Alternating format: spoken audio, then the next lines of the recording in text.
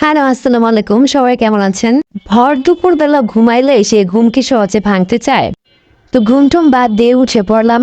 তো বিকাল হয়ে গেছে, এখন একটু চা খাবো। অনেকদিন আসলে চাও খাওয়া হয় না, আমি এত অলস, চা বানাইতেও আলসি লাগে।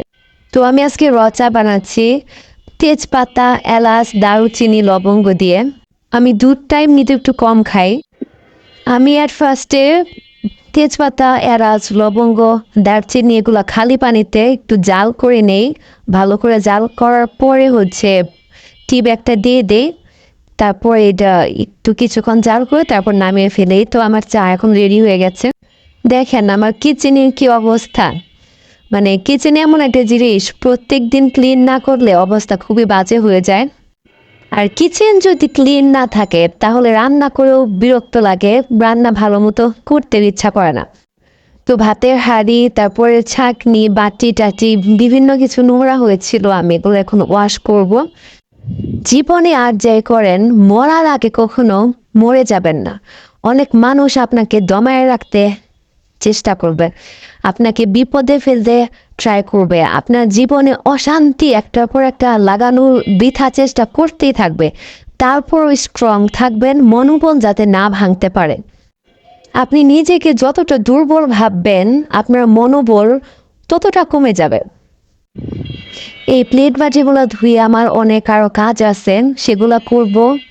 আমার ব্লগের সাথেই থাকুন, দেখতেই থাকুন। আজকে অনেক কাজ বাকি আমার। চারদিকে আস্তে আস্তে শীত পড়ে যাচ্ছে, তাই না? শীতে অন্যরকম একটা উষ্ণতা। তো ঢাকার বাইরে কি অবস্থা জানি না, ঢাকায় আসলে ওরকমভাবে শীত পড়ে নাই। আর মেনলি ঢাকায় শীত পড়ে ডিসেম্বরের লাস্টের দিকে আর জানুয়ারির ফার্স্ট দিকে। তাছাড়া ডিসেম্বর মাস অর্ধেক পর্যন্ত ঢাকায় ওরকম কোনো শীত আসলে মানে বোঝা যায় না। তো এটার ভিতরে আমি লাউ রান্না করছিলাম। তো এটা একটু নোংরা হয়ে আছে, এটা আমি ধুয়ে ফেললাম। কারণ আমার কাছে মনে হয় কি যে হাঁড়ি পাতিল জমা থাকলে কেমন জানি ঘিঞ্জিট ঘিঞ্জিট লাগে, শান্তি লাগে না। আমি কতক্ষণে ক্লিন করব, আমার ক্লিন করে ফেললে অনেক শান্তি লাগে। তো আমি যখন কাজ করতে থাকি আমি কিন্তু বিভিন্ন ধরনের সূরা, তারপরে জিকির করতে থাকি।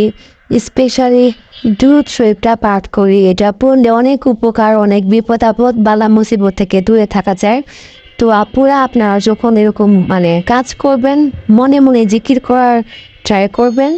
একটা ছোট্ট দুরূদ শরীফ আছে সাল্লাল্লাহু আলাইহি ওয়াসাল্লাম, এটা সবসময় পড়তে থাকবেন। আমাদের সংসার জীবনে অনেক রকম শত্রু থাকে, অনেক বিপদ আপদ আসে। আল্লাহ যেন আমাদেরকে এই সমস্ত বিপদ থেকে হেফাজত করেন। আমার বেসিন ক্লিন করা হয়ে গেছে, আজকে পুরা বাসাটা ক্লিন করব। এই তো আমি ঘরটা ঝাড়ু দিয়ে নিচ্ছি, ঘরের ভিতরে অনেক ময়লা হয়ে গেছে। আসলে প্রত্যেক দিনের কাজটা প্রত্যেকদিন করলে অনেক আগায় থাকেন। আজকে ডাইনিং স্পেস, বেডরুম, রান্নাঘর সব কিছু আমি ক্লিন করব।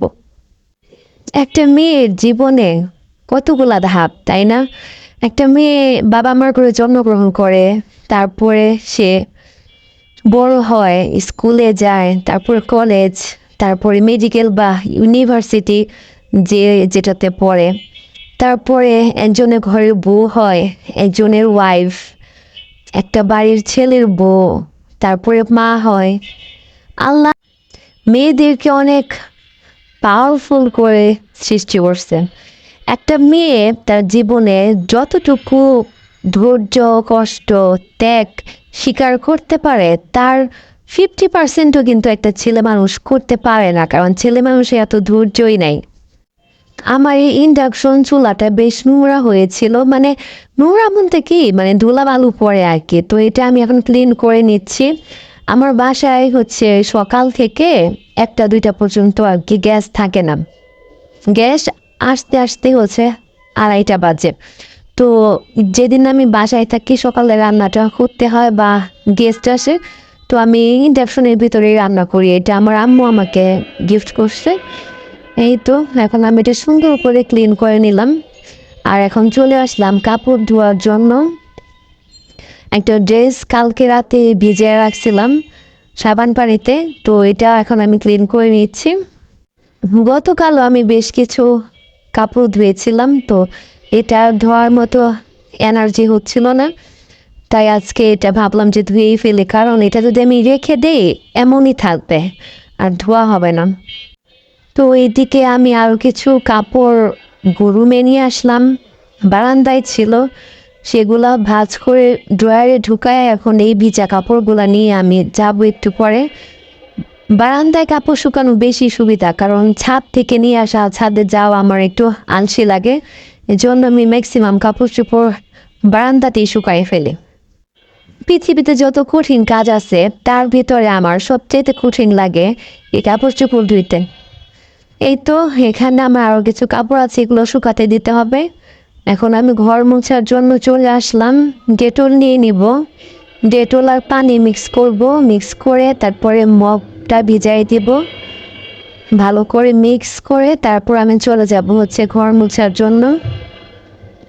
তো আজকে ঘর ঝাড়ু দিছি, ঘর আবার হচ্ছে মুছবো, কারণ একটা করে একটা না করলে না আমার কাছে কেমন জানি লাগে আসলে। তো ওই জন্য আমি ক্লিন করলে একদম সুন্দর করে ক্লিন করে ফেলি। তো এখন আমি চলে যাব ঘর মোছার জন্য। এই তো চলে আসছি।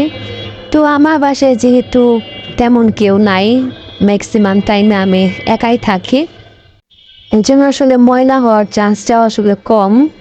তারপরেও ঘর মানে কেমন যেন ময়লা হয়ে যায়, মানে ধুলাবালি যে কই থেকে আসে বোঝাই যায় না। তো এর মাঝখানে আমার হাজব্যান্ড ফোন দিয়েছিল, বললো যে কী করতেছো। আমি বললাম কি আর করব, ঘুম থেকে উঠে কাজ করতেছি। ও আসলে মানে ডিউটির মাঝখানে একবার করে ফোন দেয়, ফোন দিয়ে আমার খোঁজ নেয় আমি কি করি। আসলে বিয়ের আগে মানে একরকম সম্পর্ক থাকে, মানে প্রেম করা অবস্থায় যে কি অবস্থা, তোমাকে মিস করতেছি, অনেকদিন দেখা হয় না, হ্যান তেন এসে।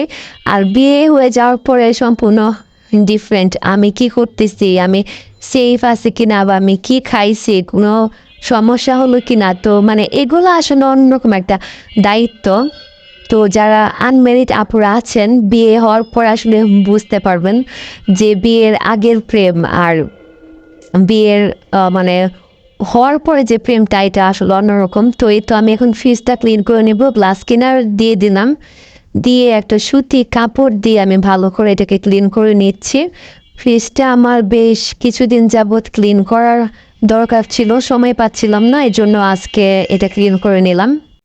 আর আমার ফ্রিজে রুটি ছিল, তো এই রুটিগুলো আমি দেখেন কি প্রসেসে গরম করতেছি, কারণ তাওয়ায় দিলে এটা হচ্ছে আর খাওয়াই যাবে না। এরকমভাবে আমি তাপ দিয়ে গরম করে নিলাম ছাঁকনির উপরে। তো আমার চ্যানেলটা একটু সাবস্ক্রাইব করে দিবেন আর ভিডিওতে একটা লাইক দিবেন। আপনাদের একটা লাইক আমার জন্য খুবই গুরুত্বপূর্ণ। আজকের মতো বিদায় নিচ্ছি, আল্লাহ হাফেজ।